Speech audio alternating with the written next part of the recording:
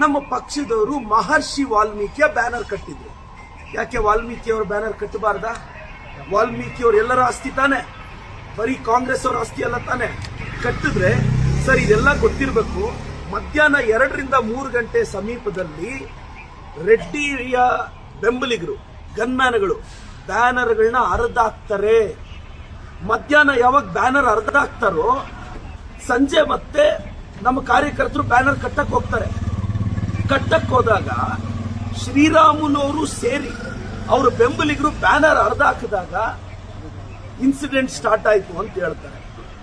ಇವತ್ತು ಸೋಮಣ್ಣ ಸಾಹೇಬ್ರು ಹೇಳ್ತಾರೆ, ಭರತ್ ರೆಡ್ಡಿ ಅವರ ಭಾಷೆ ಬಗ್ಗೆ ಮಾತಾಡ್ತೀರಾ. ಏನ್ ಸರ್, ಬಿಜೆಪಿಯಲ್ಲಿ ನೀವೇನ್ ಭಾಷಾ ಪಂಡಿತರು ವಿದ್ವಾಂಸರಿದ್ದೀರಾ? ಅಲ್ಲ ಸರ್, ರಾಜಶೇಖರ್ ಅಂತಕ್ಕಂಥ ನಮ್ಮ ಪಕ್ಷದ ಕಾರ್ಯಕರ್ತ, ನಿಷ್ಠಾವಂತ ಕಾರ್ಯಕರ್ತ ತೀರ್ಕೊಂಡ್ರೆ MLA ನೋವಾಗುತ್ತೆ. ನೋವಲ್ಲಿ ಮಾತಾಡಿದ್ದಾರೆ. ನೀವು ಅದನ್ನ ಹೆಂಗಂದ್ರೆ ಹೆಂಗ್ ಮಾತಾಡಿದ್ರೆ ಸೋಮಣ್ಣ ಸಾಹೇಬರಿಗೆ ಪ್ರಿಯಕೃಷ್ಣ ಅವ್ರನ್ನ ಕಂಡ್ರೆ ಆಗಲ್ಲ, ಅವ್ರಿಗೂ ತೊಂದರೆ ಮಾಡ್ತಾರೆ. ಈಗ ಭರತ್ ರೆಡ್ಡಿ ಬಳ್ಳಾರಿಗೆ ಹೋಗಿ ಅಲ್ಲೋಗಿ ಪ್ರೆಸ್ ಮೀಟ್ ಮಾಡ್ತಾರೆ. ಸರ್ ನಿಮ್ಗೆ ಗೊತ್ತಿರಬೇಕು, ರಾಜಶೇಖರ್ ಅಂತಕ್ಕಂಥ ನಮ್ಮ ಪಾರ್ಟಿಯ ವ್ಯಕ್ತಿ ಇವತ್ತೇನು ಮೃತಪಟ್ಟಿದ್ದಾನೆ, ಆತ ಹುಸೇನ್ ನಗರದ ನಿವಾಸಿ. ಅವ್ರ ತಂದೆ ಬಿಜೆಪಿಯಲ್ಲಿ ಗುರುತಿಸ್ಕೊಂಡಿದ್ದಾರೆ. ತಂದೆ ಬಿಜೆಪಿಯಲ್ಲಿ ಗುರುತಿಸ್ಕೊಂಡ್ರು, ಪಾಪ ಹುಡುಗ ಪಕ್ಷ ನಿಷ್ಠೆಯಿಂದ ನಮ್ಮ ಪಕ್ಷದಲ್ಲಿದ್ದಾನೆ. ಇವತ್ತೊಂದು ಇನ್ಸಿಡೆಂಟ್ ಆಗಿದೆ.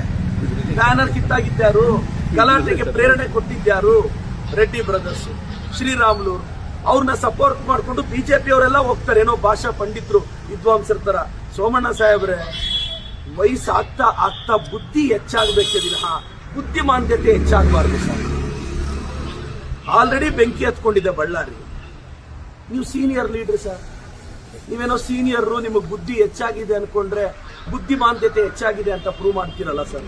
ಇನ್ನು ಅಶೋಕಣ್ಣನಿಗೆ ಅದ್ಯಾರ ಅಡ್ವೈಸರ್ಗಳಿದಾರೋ ಏನೋ. ಅಶೋಕಣ್ಣ ರೆಡ್ಡಿ ಅವ್ರನ್ನ ಆಚೆ ಹಾಕಿದ್ ನೀವೇ ತಾನೆ, ಅವ್ರನ್ನ ವಿರೋಧಿಸಿದ್ ನೀವೇ ತಾನೆ.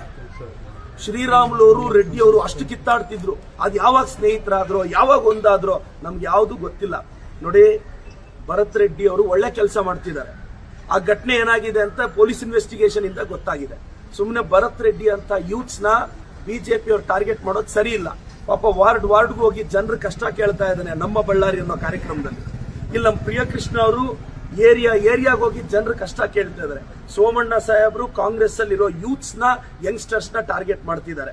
ಇನ್ನು ಆ ಕಡೆ ಛಲವಾದಿ ನಾರಾಯಣ ಸ್ವಾಮಿ ಅವರು. ಸರ್, ನೀವು ಬಳ್ಳಾರಿ ಬಸ್ ಅಲ್ಲ ಹತ್ಬೇಕಾಗಿರೋದು, 171A ನಿಮಾನ್ಸ್ ಬಸ್ ಹತ್ಬೇಕಾಗಿರೋದು. ನೀವು ಮಾನಸಿಕ ಸ್ಥೀಮಿತ ಕಳ್ಕೊಂಡು ಛಲವಾದಿ ನಾರಾಯಣ ಸ್ವಾಮಿ ಅವರು ಎಷ್ಟೋ ದಿನ ಆಯ್ತು. ಪಾಪ ವಿಜೇಂದ್ರ ಅವ್ರು ಎಲ್ಲಿ ಕಳೆದೋಗಿದಾರೋ ಗೊತ್ತಿಲ್ಲ. ಯಾಕೆಂದ್ರೆ ಸೋಮಣ್ಣ ಅವರು ಚೇರ್ ಹೇಳ್ಕೊಳಕ್ ಬ್ಯುಸಿ ಆಗೋಗಿದ್ದಾರೆ. ಈ ಬಿಜೆಪಿ ಅವ್ರಿಗೆ ಮಾನ ಮರ್ಯಾದೆ ಇದ್ರೆ ಅಶೋಕಣ್ಣ ಹೇಳ್ತಾರೆ ನಮ್ಮ ಮುಖ್ಯಮಂತ್ರಿಗಳ ಬಗ್ಗೆ, ಉಪಮುಖ್ಯಮಂತ್ರಿಗಳ ಬಗ್ಗೆ, ಅಣ್ಣ ನಿಮಗ್ ಮಾನ ಮರ್ಯಾದೆ ಇದ್ರೆ ಬಾಯಿ ಮುಚ್ಕೊಂಡಿರಿ, ಪೊಲೀಸ್ ಇನ್ವೆಸ್ಟಿಗೇಷನ್ ಅಲ್ಲಿ ಏನಾಗಿದೆ ಅಂತ ಗೊತ್ತಾಗುತ್ತೆ. ನಾನು ಮತ್ತೊಮ್ಮೆ ಬಿಜೆಪಿ ಅವ್ರಿಗೆ ಹೇಳ್ತೀನಿ, ರಾಜ್ಯದ ಜನತೆಗೆ ಹೇಳ್ತೀನಿ, ಬಳ್ಳಾರಿಯ ಗಲಭೆಗೆ ಕಾರಣನೇ ಬಿಜೆಪಿ ಅವರು ಕೊಟ್ಟ ಕುಮ್ಮಕ್ಕು.